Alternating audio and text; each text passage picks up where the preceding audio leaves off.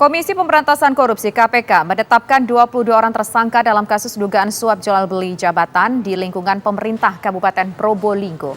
Dalam penyidikan kasus ini, KPK melakukan operasi tangkap tangan terhadap 10 orang, termasuk Bupati Probolinggo Puput Tantriana Sari dan suaminya Hasan Aminuddin yang menjabat sebagai anggota DPR RI.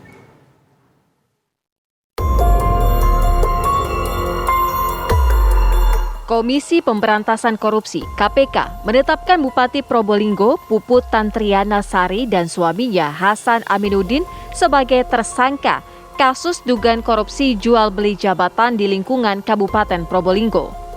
Hasan Aminuddin yang kini menjabat sebagai anggota DPR asal fraksi Partai Nasdem diketahui pernah menjabat sebagai Bupati Probolinggo selama 2 periode pada 2003 hingga 2013.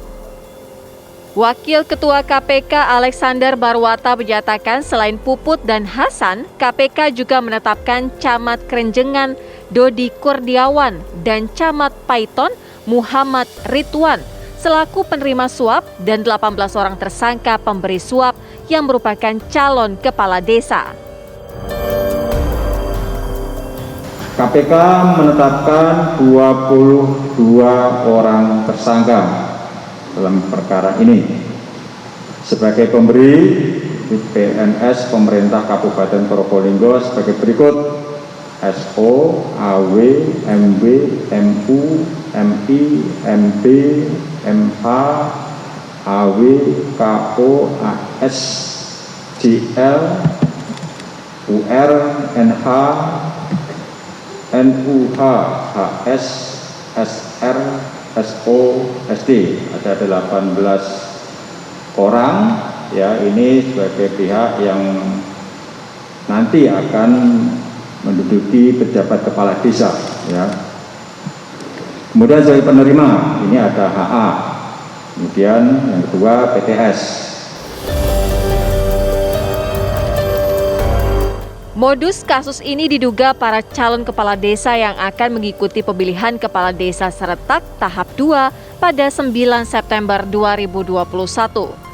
Diwajibkan menyetorkan sejumlah uang kepada Bupati Puput melalui suaminya Hasan Aminuddin. Dan dari yang hadir ini telah disepakati untuk masing-masing menyiapkan uang sejumlah 20 juta rupiah sehingga terkumpul uang sejumlah 240 juta. Untuk mendapatkan jabatan selaku pejabat kepala desa di wilayah Kecamatan Paiton, MR telah pula mengumpulkan semua uang dari para ASN hingga berjumlah 112.500 rupiah untuk diserahkan kepada PTS melalui HA.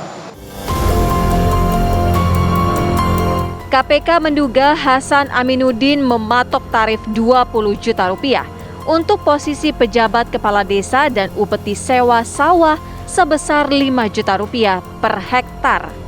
Dari Jakarta, tim TV One mengabarkan.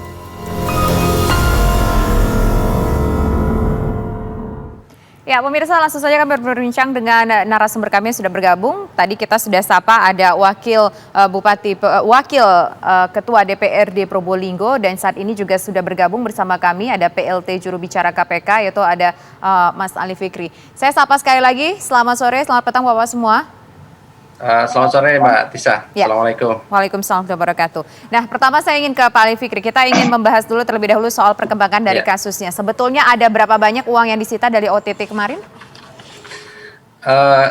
Terkait dengan barang bukti yang ditemukan itu selain ada juga beberapa dokumen ya Mbak Tisa, juga ada uang ya, uang cash ya ditemukan ya, kurang lebih 362.500.000 rupiah ya dari 2 orang tersangka saat itu yang ditemukan, yaitu yang camat ya, 2 orang camat, di mana diduga uang-uang tersebut dari hasil yang dikumpulkan oleh para ASN di lingkungan pemerintahan Kabupaten Probolinggo dengan tujuan agar mendapatkan jabatan sebagai pelaksana atau tugas sebagai pejabat sementara ya, kepala desa begitu.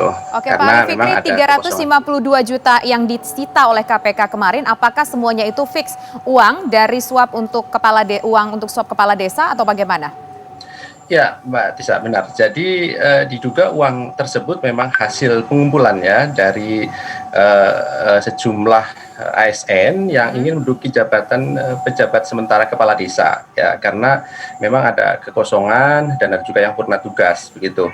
Namun sebelumnya tentu ini juga ada dugaan pembicaraan-pembicaraan ya sebelumnya antara para tersangka ini ya terkait dengan pengumpulan uang-uang ini sebagai syarat agar dapat mendapat jabatan pejabat sementara atau pejabat kepala desa tersebut. Masing-masing kepala desa yang ibarat kata mau dapat jabatan itu harus bayar berapa sih per orangnya untuk dapetin jabatan itu?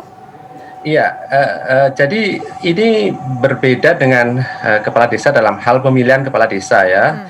Tetapi karena ada kekosongan di masa pandemi ini jabatan kepala desa, kemudian kan ada pejabat sementara begitu ya, pejabat kepala desa begitu ya, dan itu kan diisi oleh para ASN gitu di lingkungan pemerintah. Nah, ASN inilah yang kemudian bersepakat dengan para tersangka ini untuk membayar begitu ya, untuk membayar 20 juta per orang dan juga ada tanda kutip upeti begitu ya, 5 juta per hektar dari tanah yang disewakan. Ini tanah bengkok kan ada ya di desa itu.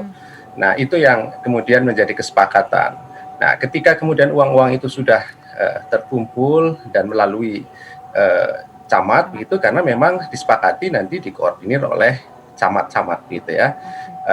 Sehingga kami punya petunjuk yang jelas bahwa satu rangkaian perbuatan ini ada dugaan melibatkan bupati, kemudian suaminya dan para camat, sehingga kami melakukan penangkapan ya, tangkap tangan saat itu dengan barang bukti ada di mereka begitu. Oke, kalau camat di sini peran 2 camat yang tertangkap tadi mungkin sudah terjawab, berperan sebagai perantara untuk masalah uang-uangan. Kalau bupati untuk menggunakan diskresinya menempatkan kepala desa tertentu yang kosong jabatannya. Kalau sang suami yang juga merupakan anggota DPR RI ini peran dan fungsinya apa dalam kasus ini? Sebagaimana di awal kami sampaikan tadi Mbak Tisa, kami juga kan menemukan beberapa dokumen ya.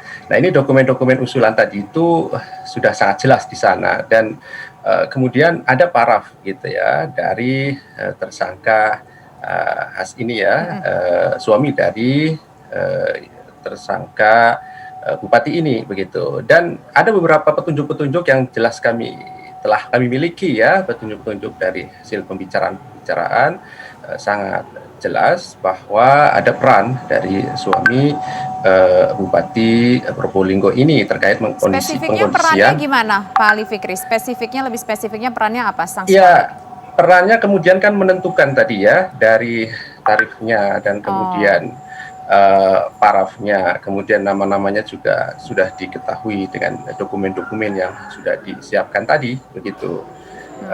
Yang kemudian nanti tentu ada pengangkatan sebagai pejabat kepala desa begitu. Nah, itu akan peran yang saling keterkaitan ya antara bupati kemudian suaminya, camat sebagai tadi perantara penerimanya, dan ada pemberinya yaitu para calon pejabat kepala desa. Oke, baik. Nah, sekarang saya ingin ke Wakil Ketua DPRD Probolinggo. Sebetulnya apakah praktek suap seperti ini tidak pernah tercium oleh DPRD? Tidak ada laporankah dari masyarakat kepada DPRD sehingga justru KPK nih yang tahu duluan diciduk sama KPK? Pak Oka. Ya, terima kasih. Jadi yang pertama saya juga menyampaikan rasa prihatin sebelum-belum atas kejadian yang menimpa Bupati Probolinggo. Mudah-mudahan diberi kekuatan, ketabahan dan keikhlasan. Kemudian yang kedua, saya juga perlu menyampaikan juga bahwa sebenarnya kejadian ini triggernya itu ada 2. Yang pertama seperti yang disampaikan oleh Pak Ali Fikri tadi, bahwasanya ada 252 desa ke Kabupaten Probolinggo ini yang masa jabatan kepala desanya ini akan berakhir tanggal 9 September 2021. Itu trigger yang pertama. Kemudian trigger yang kedua, pemilihan kepala desa serentak yang 252 desa yang masa jabatannya habis ini kira-kira akan diagendakan berlangsung di tahun 2022 antara bulan Februari atau Maret. Sehingga dari sini ada waktu sekian bulan, ada kekosongan masa jabatan di kepala desa sekitar 252 desa yang kosong. Nah, dari sini memang sesuai dengan amanat Permendagri tentang pengelolaan desa, memang wajib untuk diberikan atau diisi PJ agar supaya roda pemerintahan desa itu bisa tetap berjalan dengan normal. Sembari PJ ini menyiapkan pilihan kepala desa serentak banyak 252 yang akan datang. Itu yang pertama. Jadi kemudian dari sana PJ ini sudah memang menjadi domain khusus dari eksekutif, dalam hal ini kepala daerah dengan camat untuk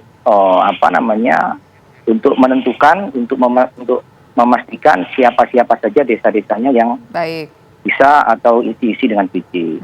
Nah, dari sini kita di DPR fungsi kontrol kita adalah memastikan agar supaya PJ-PJ yang menempati ini adalah orang-orang yang kompeten dan capable untuk menunjuk dan melihat dan menentukan siapa, itu semuanya ada di domain eksekutif. Nah, sehingga kami untuk bagaimana proses penunjukan dan sebagainya, ini kami tidak mengetahui secara persis. Tidak mengetahui secara persis, tapi tidak adakah laporan mungkin dari pihak tertentu, masyarakat, atau mungkin dari sejumlah pihak bahwa ini Bupati melakukan pelanggaran, bayar harus 20 juta untuk jadi kepala desa, ada 252 tadi Bapak sebutkan. Apa nggak ada laporan kepada wakil rakyat Pak soal ini?